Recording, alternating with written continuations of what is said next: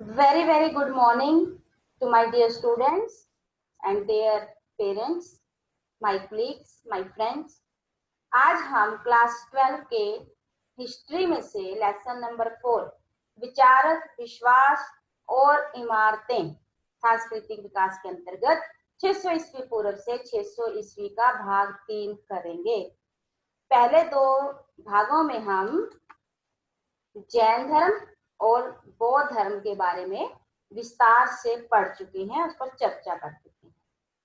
आज हम इन दोनों का समानताएं और असमानताओं पर बात करेंगे। दोनों ही धर्म के संस्थापक अर्थात जैन धर्म के संस्थापक स्वामी महावीर और महात्मा बुद्ध बौद्ध धर्म के संस्थापक क्षत्रिय राजकुमार थे। दोनों ही धर्मों का उद्देश्य हिंदू धर्म में प्रचलित कुरीतियों को दूर करके उसका सुधार करना था। दोनों धर्म वेदों की पवित्रता को नहीं मानते थे, लेकिन दोनों ही धर्म अहिंसा में विश्वास रखते थे। दोनों धर्मों ने सादा और पवित्र जीवन व्यतीत करने पर बल दिया। इसके अलावा दोनों ही धर्म आवागमन और कर्म सिद्धांत में भी विश्वास रखते थे और इनकी जो शिक्षाएं थी वो उपनिषदों पर आधारित थी। लेकिन असमानताएं भी थी। जैन धर्म बौद्ध धर्म की तुलना में अधिक प्राचीन था। जैन धर्म कठोर तपस्या में विश्वास रखते थे, जबकि बौद्ध धर्म ने मध्य मार्ग को अपनाया।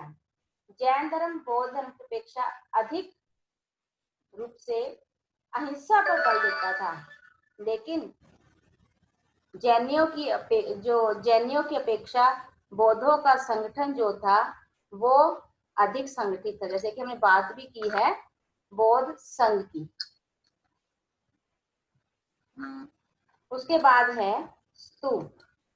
ये सबसे ज्यादा टिपिकल हिस्सा है इस पूरे लेसन का और इसे पढ़ाना भी अपने आप में थोड़ा सा क्रिटिकल है।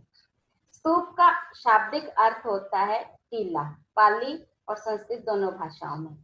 लेकिन बौद्ध धर्म में स्तूप का अर्थ एक ऐसी ढेरी है या ऐसा टीला है जिसमें महात्मा बुद्ध से जुड़े अवशेषों को, उनकी अस्थियों को, उनके द्वारा प्रयुक्त सामान को रखा जाता था। ये बेहद पवित्र थे और वास्तव में यही बुद्ध और बौद्ध धर्म के प्रतीक थे। मतलब यही एहसास दिलाते थे कि ये महात्मा बुद्ध से जुड़े हुए स्थान है। और ये जो है आप चित्र देख रहे हैं, ये सांची के स्तूप का बेहद मनमोहक चित्र है। और जो सामने हम इस प्रकार से खड़ा देख रहे हैं, ये तोरण द्वार है। तोरण द्वार का अर्थ होता है प्रवेश द्वार। जो बड़े बड़े द्वार होते हैं प्रवेश करने के, उन्हें तोरण द्वार कहा जाता है। अशोकावादान नामक एक बौद्ध ग्रंथ है, बहुत फेमस ग्रंथ है ये। इसमें बताया गया है कि राजा अशोक के ने अपने शासनकाल में 84,000 स्तूपों का निर्माण करवाया। इनमें से सांची, भरहुत, अमरावती बेहद उल्लेखनीय है। इसके अलावा अशोक के अलावा सुंग, सातवाहन और कुषाणों ने भी स्तूपों के निर्माण में अपना योगदान दिया और लगभग ये प्रक्रिया जो स्तूपों के निर्माण की थी, रखरखाव की थी, ये 11वीं शताब्दी तक चलती रही। अब हम बात करते हैं स्तूप की संरचना की, स्ट्रक्चर ऑफ द स्तूपा। सबसे पहले आप ये जो आप देख रहे हैं इसकी चर्चा करते हैं। ये है छत्रावली, देखिए छत्र के समान है। फिर इसमें से एक आप देख रहे हैं मस्तूल के ऊपर 3 छतरियां टिकी हुई हैं, तो जिसने इनको टिकाया हुआ है उसे बोलते हैं यष्टि।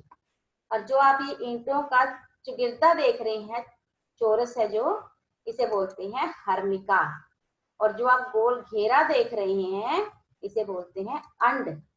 और जो आप देख रहे हैं यहाँ पर ये रेलिंग, जिसे हम हिंदी में कहेंगे वेदिका, इसे कहेंगे वेदिका और इंग्लिश में कहेंगे रेलिंग। और ये जो बड़ा सा गेट देख रहे हैं हम, ये है तोरण द्वार। तो मुझे आशा है आपको समझ आया होगा। देखिए ये पूरी जो छतरी से दिख रही है हमें, ये क्या है, छत्रावली। और जिस झंडे के, जिस मस्तूल के सहारे ये खड़ी है उसे क्या कहेंगे, यष्टि। और जो हम एक चुगुर्दा पार्ट देख रहे हैं चौरस, ये क्या है? हर्मिका। और जो गोल हिस्सा देख रहे हैं हम, ये अंड है, और ये वेदिका, और ये जो है तोरण द्वार। इस प्रकार से इनका एक आपस में काफी बड़ा कॉम्बिनेशन है, और इसे समझना भी बेहद जरूरी। और स्तूप की परिक्रमा के लिए चारों तरफ, यहाँ जो हम नीचे देख रहे हैं, ये प्रदक्षिणा पथ भी बनाया गया। तो इस प्रकार से ये धीरे धीरे भव्य बनते चले गए, और आज हमारी संस्कृति को एक बहुत रिच कल्चर के रूप में प्रस्तुत भी कर रहे हैं। ऐसा ही सुहावना जो है मनमोहक दृश्य हम अमरावती में भी देख सकते हैं, भरूच में भी, लेकिन वो कुछ खास कारणों की वजह से आज हमारे पास उतने अच्छे ढंग से नहीं है जितने ढंग से सांची का स्तूप है, क्योंकि सांची के स्तूप को बचाने के लिए खास प्रयास किए गए थे। अब हम स्तूप के भागों की बात करते हैं। जैसे कि मैंने बात की थी वेदिका की, वो किस लिए होती है? स्तूप की रक्षा के लिए। मेदी, जिस पर स्तूप का मुख्य भाग टिका होता है, जो कुर्सी बोलते हैं। अंड, स्तूप का अर्ध गोलाकार भाग। हर्मिका, शिखर के अस्थि पात्र की रक्षा हेतु होती है ये। छत्रावली, यही है धार्मिक चिन्ह का प्रतीक। यष्टि, छत्र को सहारा देने वाला मस्तूल। फिर है तोरण, स्तूप के चारों ओर जो 4 प्रवेश द्वार हैं, उन्हें तोरण कहा गया है। अब सांची का स्तूप, जैसे मैंने बात की कि सांची का स्तूप जो है हमारे पास बेहद अच्छी स्थिति में है, उसके पीछे बड़ा कारण है इन 2 बेगमों की। असल में सांची का स्तूप जो है वो कहाँ है? भोपाल में है। भोपाल से 20 किलोमीटर की दूरी पर सांची का स्तूप है, और बेहद सुंदर ढंग से ये बनाया गया है। इसे अशोक ने 3री शताब्दी में बनवाया था, और सांची के स्तूप को पहले केवल ईंटों से बनाया गया था, लेकिन सुंग वंश ने इसकी काया ही पलट दी, और इस पर जो लगाया गया पैसा था, चारों ओर वेदिकाएं बनाई गई, सीढ़ियां बनाई गई, फिर एक हर्मिका बनाई गई, और सातवाहन शासकों ने चारों ओर प्रवेश द्वार अर्थात तोरण द्वार बनाए। तो समय के साथ साथ जो शिल्पकारों के अद्भुत नमूने यहाँ पर पेश होते गए, और ये जो तोरण द्वार है कोई छोटे मोटे नहीं, 34 फुट ऊंचे हैं। उसके बाद अंग्रेज विद्वान मेजर अलेक्जेंडर कनिंगम ने 1850 में इसके अवशेषों का निरीक्षण किया, और धीरे धीरे अंग्रेजों और फ्रांसीसी दोनों की रुचि हुई कि क्यों ना हम सांची के स्तूप के अवशेषों को अपने अपने देश में ले जाएं। लेकिन उस समय भोपाल में बेगमों का राज था, और जो पहली बेगम है वो है शाहजहां बेगम, फिर है सुल्तान जहां बेगम। जो शाहजहां बेगम है और सुल्तान जहां बेगम है, इन्होंने समय रहते, अंग्रेजों की बुरी नजर पड़ने से पहले, ठेकेदारों की नजर पड़ने से पहले ही ऐसे स्टेप उठाए, इसे बचा लिया। शाहजहां और सुल्तान जहां दोनों ही बेगमों ने इसकी देखभाल के लिए आवश्यक धन दिया, संग्रहालय और अतिथिशालाओं का निर्माण करवाया। अंग्रेजों और फ्रांसीसियों को, देखिए उस समय अंग्रेज काफी अच्छी स्थिति में थे, फ्रांसीसी भी अच्छी स्थिति में थे, लेकिन उन्हें प्लास्टर की प्रतिकृतियां देकर संतुष्ट कर दिया और इसे बचा लिया। और इसीलिए मेजर अलेक्जेंडर कनिंगम ने 1854 में पुस्तक भी लिखी इसके अवशेषों के ऊपर, भिलसा टॉप्स के नाम से। खुद सुल्तान जहां बेगम ने अपनी जो आत्मकथा है उसमें ताज उल इकबाल तारीख भोपाल, उसमें जो है अपने उन सारे प्रयासों का जिक्र किया है जिसके जरिए उन्होंने सांची के स्तूप को बचाने में योगदान दिया। उन्होंने जॉन मार्शल को अपने अतिथिशाला में रखा और इसके ऊपर रिसर्च करने के लिए धन भी दिया। तो जॉन मार्शल ने एल्फ्रेड फूसे के साथ मिलकर 1914 में द मॉन्यूमेंट्स ऑफ सांची और 1923 में कंजर्वेशन मैनुअल को प्रकाशित किया। बच पाया क्यों? शाहजहां बेगम और सुल्तान जहां बेगम ने बहुत ही विवेकपूर्ण निर्णय समय रहते ले लिए। अब हम सांची की मूर्ति कला और वो कैसे बौद्ध साहित्य से जुड़ी हुई है उस पर चर्चा करते हैं। जो हम ये देख रहे हैं ये सांची के स्तूप पर ही बना हुआ एक चित्र है। वहां पर बहुत सारी मूर्तियां, सांची के स्तूप पर बहुत सारी मूर्तियां और चित्र बने हुए हैं, जिन्हें समझने के लिए भी हमें एक विशेष प्रकार की समझ की आवश्यकता है। और उसी जो चित्र देख रहे हैं उन्हीं में से एक चित्र है ये वाला। ये किसी गांव का चित्र लगता है, वैसे तो ये किसी ग्रामीण क्षेत्र का ही चित्र है। और सांची की मूर्ति कला इस बात का स्पष्ट प्रमाण देती है कि बौद्ध कलाकारों ने ही ये कथाएं घड़ी। जो ये कथाएं हैं, जो अलग अलग कथाएं हैं, ये वेशांतर जातक से ली गई हैं, जो यहाँ दर्शा रही हैं। इनमें से कुछ ऐसी हैं जो महात्मा बुद्ध के जन्म को दर्शाती हैं, जबकि कुछ माता महामाया के स्वप्न को, कोई 4 महान दृश्यों को, सुजाता के द्वारा खीर भेंट करने को, ज्ञान प्राप्ति को, महात्मा बुद्ध के द्वारा नदी पर चलने को, ऐसे चित्र महापरिनिर्वाण और जो प्रथम उपदेश उन्होंने दिया था उन सबका दिखाया गया और ये अपने आप में अद्भुत है। फिर है उपासना के प्रतीक। जैसे कि हम बात करेंगे रिक्त स्थान, बुद्ध के ध्यान की दशा। जब महात्मा बुद्ध ध्यान की दशा लगाते थे तो उसे रिक्त स्थान के जरिए प्रस्तुत किया जाता था। फिर है स्तूप। स्तूप जो है वो अपने आप में महात्मा बुद्ध के महापरिनिर्वाण के प्रतीक का सिंबल है, अर्थात ये बताते हैं कि किस प्रकार से स्तूप जो है, ये स्तूप देख सकते हैं, चित्र ने बताया कि स्तूप का क्या महत्व है, अर्थात सत्य को प्राप्त करके मोक्ष की ओर आगे बढ़ जाना ही इसका एक प्रतीक है। फिर है चक्कर, जैसे कि हम इसमें देख सकते हैं, जब महात्मा बुद्ध ने अपना पहला उपदेश अपने 5 साथियों को दिया था तो उस घटना को धर्म चक्कर परिवर्तन के नाम से भी जाना जाता है। तो जहां कहीं भी हम चक्कर देखेंगे तो हम आइडिया लगा सकते हैं, हम समझ सकते हैं कि ये जो है सिंबलाइज करता है महात्मा बुद्ध के द्वारा दिए गए पहले संदेश को। इसके अलावा हमें कहीं कहीं वृक्ष भी दिखेंगे और ये वृक्ष सिंबलाइज करते हैं जब महात्मा बुद्ध को ज्ञान की प्राप्ति होती है। फिर हम बात करेंगे लोक परंपराओं की। लोक परंपराओं में हम अनेकों ऐसी मूर्तियां और चित्र देखते हैं जिनमें हमें कई बार ऐसा लगता है कि क्या सचमुच में ये बौद्ध धर्म से जुड़ी हुई है, या बौद्ध धर्म ये कैसे आई है। सबसे पहली मूर्ति है शालभंजिका की मूर्ति। अब देखिए कि जहां महात्मा बुद्ध त्याग और अहिंसा के प्रेमी हैं, वहीं पर एक ऐसी भी मूर्ति बनाई गई है, ऐसा चित्र, ऐसी मूर्ति है जिसमें एक पेड़ के ऊपर एक बहुत ही सुंदर नारी झूल रही है, पेड़ की टहनी को पकड़कर झूल रही है। तो हमारे इतिहासकारों के द्वारा, हमारे विद्वानों के द्वारा यह आइडिया लगाया गया कि ये शाल भंजिका की मूर्ति है, जो इस बात का प्रतीक है जिसके छूने से पेड़ पौधे भी खिल उठते थे। तो इसीलिए इनका भी एक अपना स्थान है।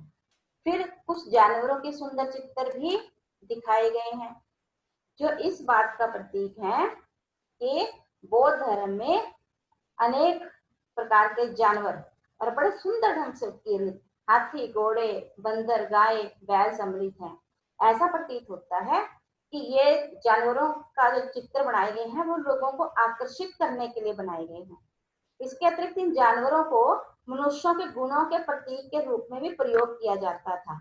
जैसे कि मान लीजिए यदि किसी हाथी का प्रयोग किया जा रहा है तो वो शक्ति और ज्ञान का प्रतीक है। इसके अलावा एक ऐसी महिला की मूर्ति भी दिखाई गई है जिसके इर्द गिर्द हाथी हैं और उस पर जल का छिड़काव कर रहे हैं।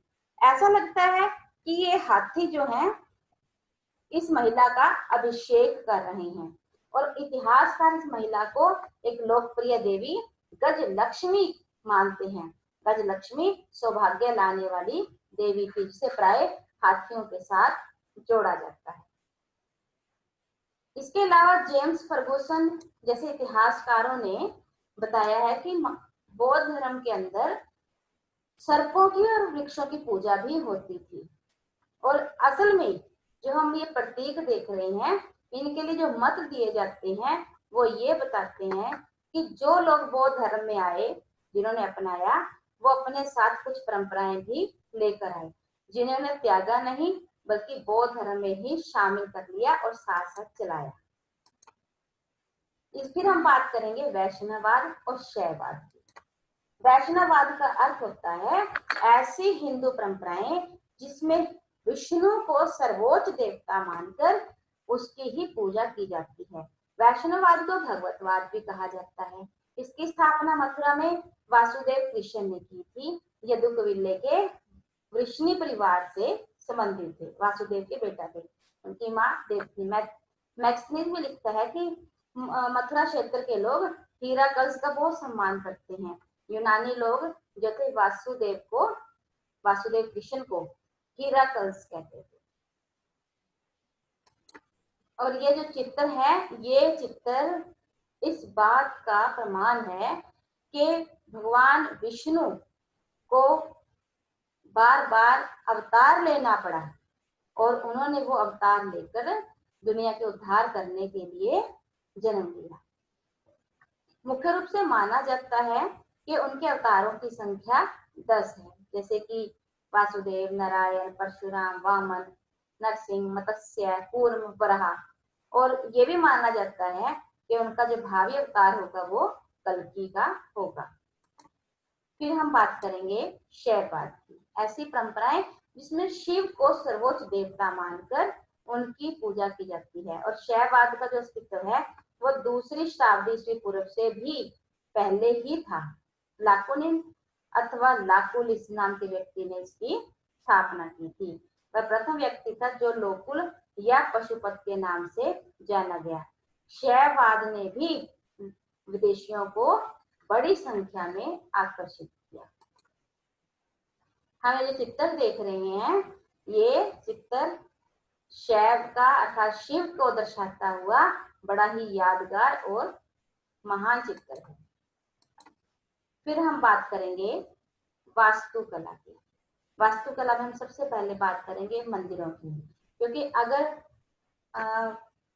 महात्मा बुद्ध और बौद्ध धर्म के स्तूप बनाए गए, जैन धर्म के मंदिर बनाए गए, तो हिंदू धर्म में वैष्णववाद और शैववाद से जुड़े भी बेहद लुभावने, सुंदर, आकर्षक चित्र बनाए गए हैं, ऐसे मंदिर बनाए गए हैं। और जो उस समय के मंदिर थे, शुरू में तो काफी सिंपल होते थे, लेकिन बाद में वे बेहद अलंकृत रूप धारण कर गए थे। आइए एक मंदिर को समझने की कोशिश करते हैं। जो सबसे अंदरला भाग है मंदिर का, इसे गर्भगृह कहा गया, चौकोर कमरे के समान होता है और यही जो जगह है, यही पर पूजा उपासना की जाती है। फिर यहाँ पर हम जो देख रहे हैं, यहाँ पर मंडप है जहां पर लोग बैठकर कीर्तन करते हैं। फिर उसके बाद गर्भगृह हो गया, मंडप हो गया। ये जो है मंदिर के शिखर, ऊपर वाला हिस्सा, और ये अमलाका है, और ये बिल्कुल जो सबसे ऊपर है ये कलश है। जिस प्रकार से धीरे धीरे इन्हें सिंपल दिखने वाले कमरों को बेहद अच्छे ढंग से अलंकृत कर दिया गया, और आज जो है लोग इन्हें देखकर काफी आनंदित और रोचक महसूस करते हैं। और ये है बराबर की गुफाएं। बराबर की जो गुफाएं थी, ये अशोक के आदेश पर 3री शताब्दी में बनवाई गई थी, और उन्होंने आजीविक संप्रदाय के संतों के लिए बनाई थी, और ये बिहार में गया के निकट है। इनके अंदर बिल्कुल सुनहरी चमक है, और समय के साथ साथ इस परंपरा का विकास होता गया, और ऐसे ही आज भी ये ऐसी लगती हैं कि जैसे अभी अभी इनको पॉलिश किया गया है। फिर है कैलाशनाथ का मंदिर। कैलाशनाथ का जो मंदिर है वो सबसे विकसित रूप में 8वीं शताब्दी में नजर आता है। इस मंदिर का निर्माण राष्ट्रकूट शासक कृष्ण प्रथम ने करवाया था, महाराष्ट्र के एलोरा में। यह शिव देवता को समर्पित है और इस मंदिर को चट्टान से काटकर बनाया गया था। 276 फुट लंबा और 154 फुट चौड़ा है। इसे खुले आंगन में बनाया गया और इसके अंदर जो मूर्तियां हैं वो भी चट्टानों से काटकर बनाई गई हैं और जो इसके सौंदर्य को चार चांद लगाती है। अगर हम अन्य दृश्य देखें इसी कैलाशनाथ मंदिर का, जो एलोरा में है, और एलोरा कहाँ है? महाराष्ट्र में है।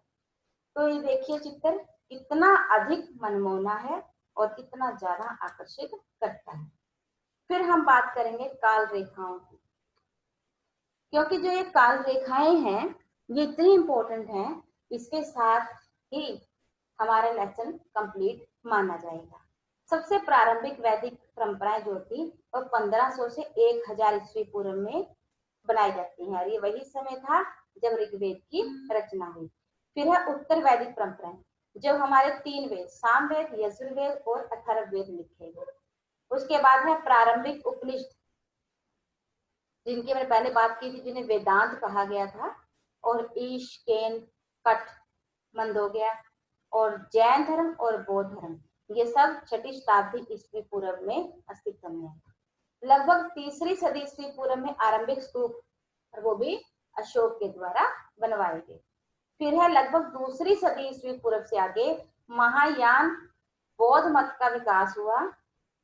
वैष्णववाद, शैववाद और देवी पूजन की परंपराएं सामने आई और उनकी मूर्ति कला और मंदिरों का विकास हुआ। लगभग 3री सदी ईस्वी में, ईस्वी पूर्व नहीं है, सबसे प्राचीन मंदिर जो है हमें मिलते हैं। और जो हम अब देख रहे हैं काल रेखा 2, यहाँ से तो बहुत सारे मतलब इंपॉर्टेंट क्वेश्चन बन सकते हैं और लगभग यहाँ से एक क्वेश्चन आए बार पेपर में आता भी है। जैसे कि 1814 में इंडियन म्यूजियम कलकत्ता की स्थापना हुई।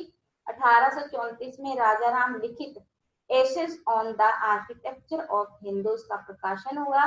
कनिंगम ने सारनाथ के स्तूप की छानबीन की। 1835 से 42 जेम्स फर्गुसन ने महत्वपूर्ण पुरातात्विक स्थलों का सर्वेक्षण किया। 1851 में गवर्नमेंट म्यूजियम मद्रास की स्थापना हुई। 1854 में अलेक्जेंडर कनिंगम ने भिल्सा टॉप्स लिखी, जो कि सांची पर लिखी गई और सबसे प्रारंभिक पुस्तकों में से एक है। 1878 में राजेंद्र लाल मित्तर की पुस्तक बुद्ध गया द हेरिटेज ऑफ शाक्य मुनि का प्रकाशन हुआ। 1880 इसमें एच.एल. कोल को प्राचीन इमारतों का संग्रह अध्यक्ष बनाया गया। 1888 में ट्रेजर ट्रोव एक्ट बनाया गया। इसके अनुसार सरकार पुरातात्विक महत्व की किसी भी चीज को हस्तगत कर सकती थी। 20वीं शताब्दी में भी कुछ परिवर्तन हुए, जैसे कि 1914 में जॉन मार्शल और एल्फ्रेड फुसे की द मॉन्यूमेंट्स ऑफ सांची पुस्तक का प्रकाशन, जो उन्होंने सुल्तान जहां को भी समर्पित की थी। 1923 में जॉन मार्शल की पुस्तक कंजर्वेशन मैनुअल का प्रकाशन हुआ। 1955 में प्रधानमंत्री जवाहरलाल नेहरू ने राष्ट्रीय संग्रहालय नई दिल्ली की नींव रखी और 1989 में सांची को एक विश्व कलादाय स्थान घोषित किया गया। इस प्रकार प्यारे बच्चों, हमारा ये लेसन जो है हमने पूरी कोशिश की है कवर करने की और पूरी कोशिश की है हर पहलू से इसको पढ़ने की, ताकि आपकी समझ और पुख्ता हो सके और आपको इस लेसन में कोई परेशानी ना आए। मिलते हैं अगले सेशन में, तब तक के लिए अपना और अपनों का ध्यान रखिए, दिल लगाकर मेहनत कीजिए और उस परमात्मा पर छोड़ दीजिए। Take care and